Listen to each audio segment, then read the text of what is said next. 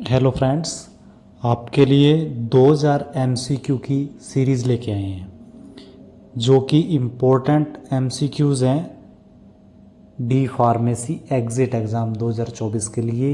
इसके अलावा जो अपकमिंग फार्मासिस्ट एग्ज़ाम्स आएंगे, रेलवे हुआ, सीजीएचएस के हुए या स्टेट लेवल का कोई भी एग्ज़ाम हुआ, तो उन सभी के लिए SIC इनके लिए इम्पोर्टेंट ये वन लाइनर होंगे। और सबसे महत्वपूर्ण बात, आपके फ़ायदे के लिए कोई बड़ी वीडियो नहीं होगी, 5-7 मिनट की वीडियो होगी, उसी में आपके वन लाइनर करवा दिया जाए करेंगे जो कि आपने सिर्फ उन्हें पढ़ना है। अब इसमें अब हम सीरीज चलवा रहे हैं क्योंकि डी फार्मेसी एग्ज़िट एग्ज़ाम में कुछ जो हैं वो सब्जेक्ट और उनमें से कुछ टॉपिक लेके एग्ज़ाम हो रहा है ना। तो हमारा क्या टारगेट है, सबसे पहले जो प्रीवियस ईयरों में फार्मा एग्ज़ाम्स में जो क्वेश्चन आते हैं और जो डी फार्मा एग्ज़िट एग्ज़ाम का लेवल है, और कुछ हद तक हम थोड़ा सा उससे बढ़ा के क्वेश्चन रखेंगे, वैसे आएंगे इससे भी लो, उससे थोड़ा सा बढ़ा के रखेंगे ताकि फार्मासिस्ट एग्ज़ाम में भी वो आपके काम आ जाए और डी फार्मा वाले में तो काम में आने हैं।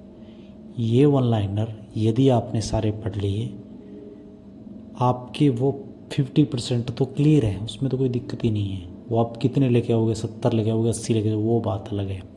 50% आप क्लियर हैं क्योंकि इससे बाहर क्वेश्चन नहीं जाएंगे। इसमें भी हम सीरीज़ लेके आए हैं। सबसे पहले प्रीवियस ईयर के एग्ज़ाम्स के क्वेश्चन करवाएंगे, उसके बाद टॉपिक वाइज जो डी फार्मा एग्ज़िट एग्ज़ाम्स में आएंगे टॉपिक्स, उस हिसाब से अपन करवाएंगे। और ये पूरे क्लियर होने के बाद जो उसके अलावा बच गए सब्जेक्ट जो डी फार्मा एग्ज़िट एग्ज़ाम में नहीं हो रहे लेकिन फार्मासिस्ट एग्ज़ाम में आएंगे, उनको फिर अलग से करवाएंगे ताकि फार्मासिस्ट एग्ज़ाम में भी वो आपके काम आ जाए। तो इस हिसाब से अपन पूरी एक सीरीज़ लेके आए हैं, ठीक है। तो आज इस सीरीज़ की शुरुआत होने की एक बात और बता रहा हूँ कि आप ज़्यादा से ज़्यादा इस चैनल को शेयर और सब्सक्राइब करें ताकि हम इस MCQ सीरीज़ को जल्द से जल्द पूरा करें आपके लिए, ताकि फार्मासिस्ट एग्ज़ाम में भी काम आए और एग्ज़िट एग्ज़ाम में भी काम आए, ठीक है। तो ये सबसे पहले जो सीरीज़ में ये प्रीवियस ईयरों के जो इम्पोर्टेंट पिन पॉइंट, प्रीवियस ईयरों प्लस इम्पोर्टेंट पिन पॉइंट जो एग्ज़ाम में आएंगे वो हैं। सबसे पहले phenytoin and phenobarbitone drugs used in management of conversion. ये दोनों ड्रग्स एंटीलेप्टिक श्रेणी की ड्रग्स हैं और ये कन्वर्जन के ट्रीटमेंट में काम में आती हैं।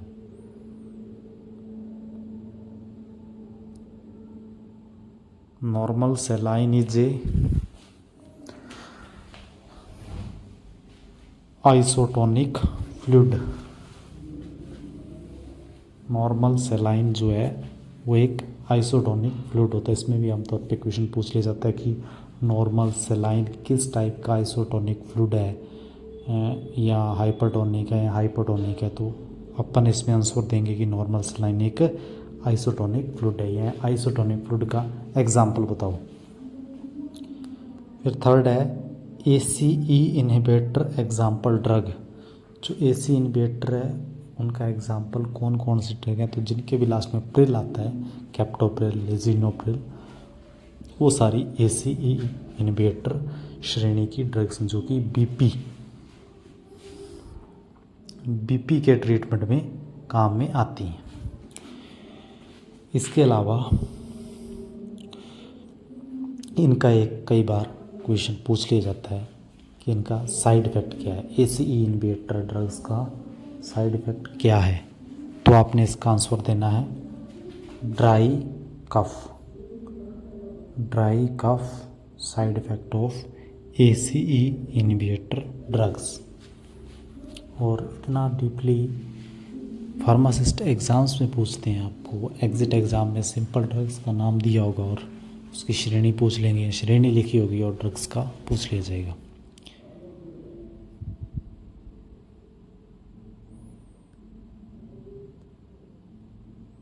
उसके बाद प्रीमिडोन एंड फिनोबार्बिटोन इज, तो ये दोनों ड्रग्स हैं जो लॉन्ग एक्टिंग बारबिटूरेट है ना। अब इसमें भी एक और पिन पॉइंट पूछ लिया जाता है कि अल्ट्रा शॉर्ट, शॉर्ट और इंटरमीडिएट का एग्जांपल बताओ। तो इसमें अल्ट्रा शॉर्ट हैं जो, उसमें थियो और थियोपेंटल और मेथोक्सिटल ये ड्रग्स काम में आती हैं। और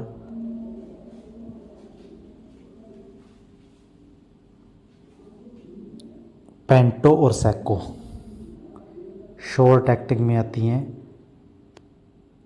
पेंटो बारबिटूरेट और सैको बारबिटूरेट, इंटरमीडिएट में मैथो बारबिटूरेट। हाँ, बाकी इसमें ज़्यादा इंपॉर्टेंट आपने फिनोबार्बिटोन याद रखना है कि लॉन्ग एक्टिंग बारबिटूरेट है। आमतौर पे फिनोबार्बिटोन और फेंटोन इनके आसपास ही पूछते हैं। यहाँ वेलपोरिक एसिड किस टाइप की ड्रग है, तो एंटीलेप्टिक ड्रग है। फिर आगे एंटीटूसिव ड्रग कौन सी है, कोडीन, इसका सिंपल सा आंसर है कोडीन।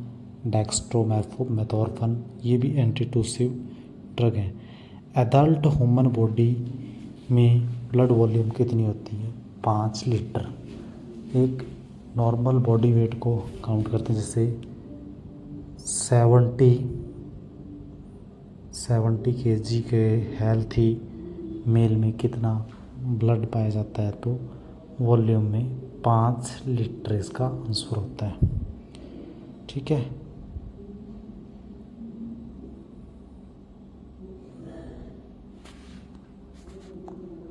उसके बाद फार्माकोडायनामिक, जो कि फार्माकोलॉजी का फर्स्ट चैप्टर ही है। तो pharmacodynamic, what the drug does to the body, और pharmacokinetic, what the body does to the drug.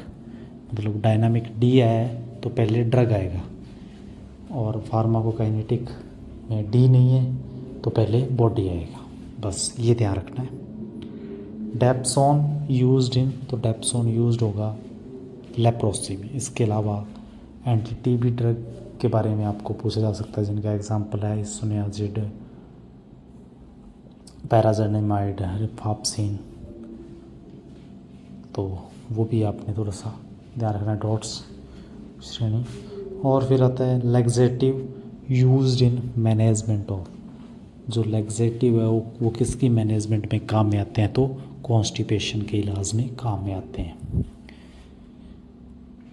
जैसे अपने नॉर्मली क्रीमालैक्स, इसबगोल, कोग्नोसी की साइड से पूछे तो इसबगोल आ गई, उसमें क्रीमालैक्स या क्रीमाफिन नाम से ब्रांड नेम चलते हैं। और मेडिसिन होती हैं सोडियम पिकोसल्फेट, बिस्कोडाइल, तो ये कुछ मतलब उसमें सॉल्ट यूज़ में लेते हैं।